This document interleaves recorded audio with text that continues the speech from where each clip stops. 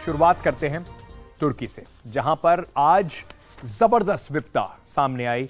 कई जगह पर अभी भी बचाव कार्य जो है वो चल रहे हैं, लोगों को बचाने की जद्दोजहद चल रही है। 7.8 तीव्रता का पहला भूकंप, उसके बाद कई सारे झटके, और फिर जब लोगों को बचाने के लिए एक पूरा अभियान चलाया जा रहा था, तब 7.5 तीव्रता का एक और भूकंप ने तुर्की को हिला दिया है। आपातकालीन घोषित कर दिया गया है पूरे तुर्की में, और इस वक्त सबसे बड़ा एक रेस्क्यू ऑपरेशन चल रहा है लोगों को बचाने के लिए। 1400 से ज्यादा लोग तुर्की और सीरिया में अब तक अपनी जान गंवा चुके हैं, और आंकड़ा आगे भी बढ़ सकता है। तुर्की के कई दक्षिणी शहरों से तबाही की इस तरह की तस्वीर आ रही है। मलबे में फंसे लोगों को निकालने की कोशिश की जा रही है। नुकसान इतना ज्यादा है कि प्रशासन हर जगह पहुंच भी नहीं पा रहा। स्थानीय समय के हिसाब से सुबह 4:17 पर भूकंप का पहला झटका आया। इसका केंद्र सीरियाई सीमा के करीब गाजियान्टेप में कहमानमारश के पास महसूस किया गया। इसके थोड़ी ही देर बाद दूसरा झटका भी महसूस किया गया। सो रहे लोगों को भागने का मौका भी नहीं मिला। कहमानमारश, गाजियान्टेप, आदियामान, सनलियुर्फा, दियारबाकिर और किलिस समेत करीब 1 दर्जन शहरों में कई इमारतें पूरी तरह से जमींदोज हो गई हैं। 7.4 स्तर का भूकंप काफी विध्वंसकारी है। हमारे सारे गवर्नर ड्यूटी पर हैं। सुरक्षा बल और आपदा और आपातकालीन प्रबंधन के साथ साथ राहत और बचाव दल भूकंप से प्रभावित अलग अलग हिस्सों में भेजे जा रहे हैं, जो राहत और बचाव काम में हिस्सा लेंगे। तुर्की में राष्ट्रीय आपदा का ऐलान कर दिया गया है और दुनिया से मदद की अपील की गई है। अमेरिका सहित कई देश नुकसान के आकलन और मदद पहुंचाने में जुट रहे हैं। भारत के प्रधानमंत्री नरेंद्र मोदी ने तुर्की को हर संभव मदद देने का ऐलान किया है। भारत से जरूरी सामग्री के साथ एनडीआरएफ और मेडिकल टीम भी भेजी जा रही है, ताकि राहत और बचाव कार्य तेज किया जा सके। तुर्की में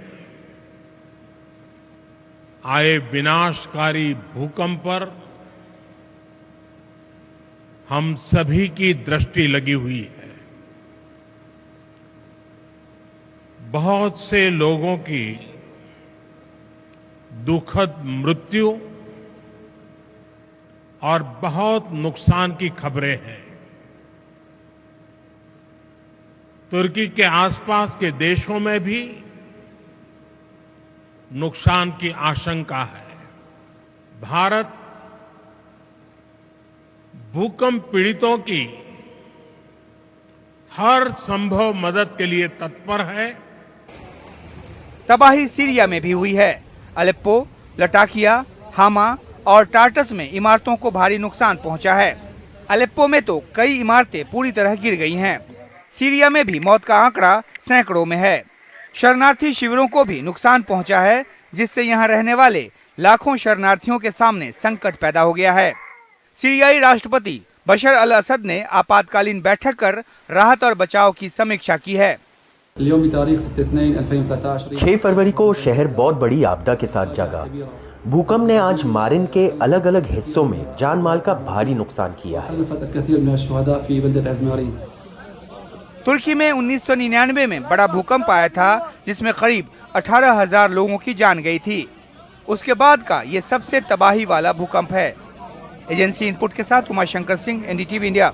तुर्की में 1999 में एक जबरदस्त भूकंप आया था। थोड़ा इतिहास आपको और बता देते हैं, किस तरीके से भूकंप का पूरा इतिहास रहा है तुर्की में। आपको सबसे पहले नवंबर 2022 की बात बताता हूं। इस्तांबुल से करीब 170 किलोमीटर दूर पूर्व में 6.1 तीव्रता का एक भूकंप आया था, जिसमें 35 लोग घायल हो गए थे, पर कोई बहुत बड़ी क्षति जो है वो नहीं पहुंची थी। लेकिन अगर हम 23 साल पहले जाएं, 17 अगस्त 1991 को, तब इज़मिट में एक भूकंप आया था। 7.6 तीव्रता का यह भूकंप था।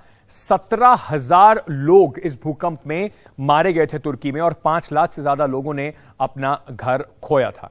तो अब आप ये भी सोच रहे होंगे कि तुर्की में क्यों इस तरीके से भूकंप आते रहते हैं, क्या वजह है जिसकी वजह से तुर्की इतने सारे भूकंप और इस तरह की आपदाओं को झेलता है।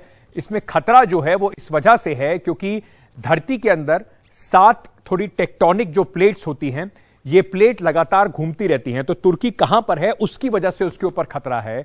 आपस में ये प्लेट्स कभी कभी टकराती हैं और इन्हीं के टकराने से कई बार पहाड़ बनते हैं, जैसे कि एवरेस्ट को कहा जाता है, और कि 2 प्लेट्स के टकराने से एवरेस्ट भी और जो बाकी पहाड़ है वो भी बने हैं।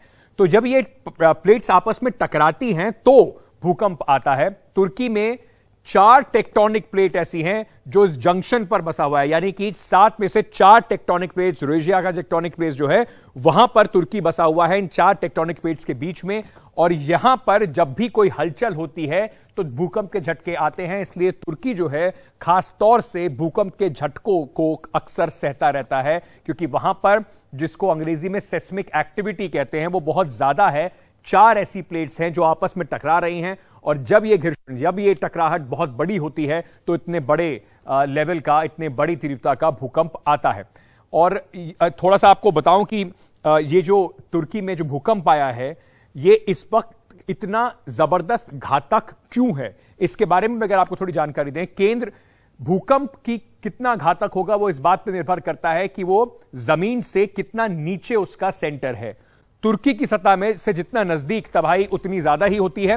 जो गाजियान्टेप में के पास जो आज का भूकंप आया है 17.9 किलोमीटर की गहराई पर यह भूकंप है। गहराई जितनी कम होती है नुकसान उतना ही ज्यादा होता है। इसी वजह से तुर्की में जबरदस्त विनाश इस बार देखने को मिला है। जानकार ये भी बता रहे हैं कि भारत को भी, खास तौर से जो हमारे हिमालय के आसपास के इलाके हैं, उनको भी इस भूकंप से सबक लेने की आवश्यकता है, क्योंकि भारत में भी ऐसी एक्टिव टेक्टोनिक प्लेट्स मौजूद हैं।